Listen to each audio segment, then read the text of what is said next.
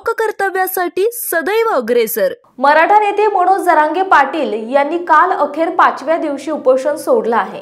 मराठा मंत्रिमंडळ उपसमितीचे प्रमुख राधाकृष्ण विखे पाटील यांच्यासह समितीच्या इतर सदस्यांनी केलेली शिष्टाई यशस्वी ठरली आहे। राज्य सरकारने मनोज जरांगे यांच्या 8 पैकी 6 मागण्या मान्य केल्या आहेत। यानंतर सरकारच्या शिष्टमंडळाच्या विनंतीनंतर मनोज जरांगे पाटील यांनी ज्यूस पिऊन उपोषण मागे घेतलंय। विशेष म्हणजे मनोज जरांगे पाटील यांनी यावेळी मुख्यमंत्री देवेंद्र फडणवीस आणि दोन्ही उपमुख्यमंत्र्यांनी यावं अशी इच्छा व्यक्त केली, पण त्यांची ती इच्छा पूर्ण होऊ शकली नाही। सरकारच्या शिष्टमंडळाने सर्व निर्णय हे मुख्यमंत्री आणि दोन्ही उपमुख्यमंत्र्यांच्या मार्गदर्शनानेच घेतल्याचं सांगितलं। यानंतर मनोज जरांगे पाटील यांनी उपोषण सोडलं। मनोज जरांगे पाटील यांनी उपोषण सोडलं तेव्हा आझाद मैदानातील वातावरण अत्यंत जल्लोषाचं होतं। संपूर्ण मैदानात गुलाल उधळला जात होता। यावेळी मनोज जरांगे पाटील यांच्या डोळ्यामध्ये आनंदाश्रू आले। जरांगे यावेळी प्रचंड भावुक झाले आहेत। सरकारच्या शिष्टमंडळाने मनोज जरांगे यांचं यावेळी अभिनंदन केलं। आंदोलकांकडूनही मनोज जरांगे यांच्या नावाने जयघोष करण्यात आला। राज्य सरकारने हैदराबाद गॅझेटनुसार मराठा समाजाला कुणबी प्रमाणपत्र देण्याबाबत तातडीने अंमलबजावणी करण्याबाबत मान्य केलं आहे। त्यामुळे मराठवाड्यातील मराठा समाजाला मोठं यश मिळालं आहे। दुसरीकडे हा निर्णय घेण्याआधी मुंबई हायकोर्टात आज महत्त्वाची सुनावणी पार पडली।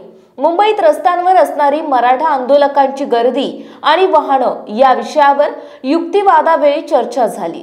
यावेळी हायकोर्टाने मनोज जरांगे यांच्या वकिलांना काही प्रश्न विचारले। त्यावर मनोज जरांगे यांच्या वकिलांनी कोर्टाला हमी दिली। त्यानंतर मुंबई हायकोर्टाने आजच्या दिवसाचा कालावधी देत मनोज जरांगे आणि आंदोलकांना दिलासा दिला।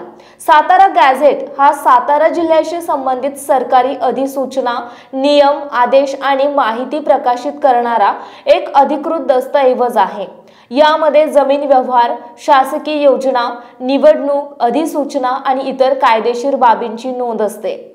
या गॅझेटमध्ये सातारा जिल्ह्यातील काही मराठा समाजाच्या नोंदी कुणबी म्हणून आढळू शकतात, ज्याचा उपयोग आरक्षणासाठी पुरावा म्हणून केला जाऊ शकतो।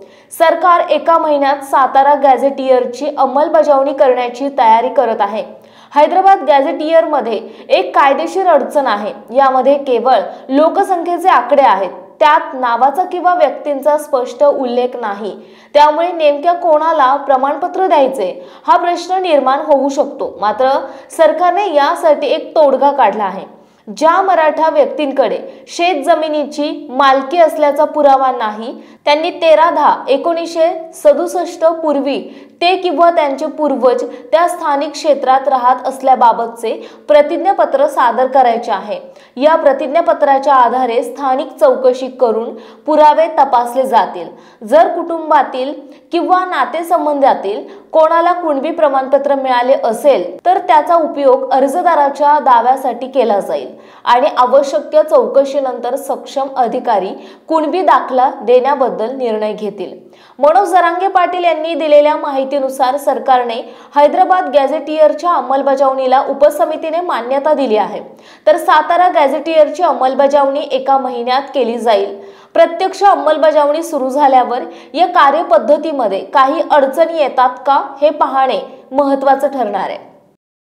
आपल्या परिसरातील महत्त्वाच्या बातम्या पाहण्यासाठी आजच आमच्या कर्तव्य लोक मराठी चॅनलला YouTube वर सबस्क्राइब करा आणि बेल आयकॉन प्रेस करा।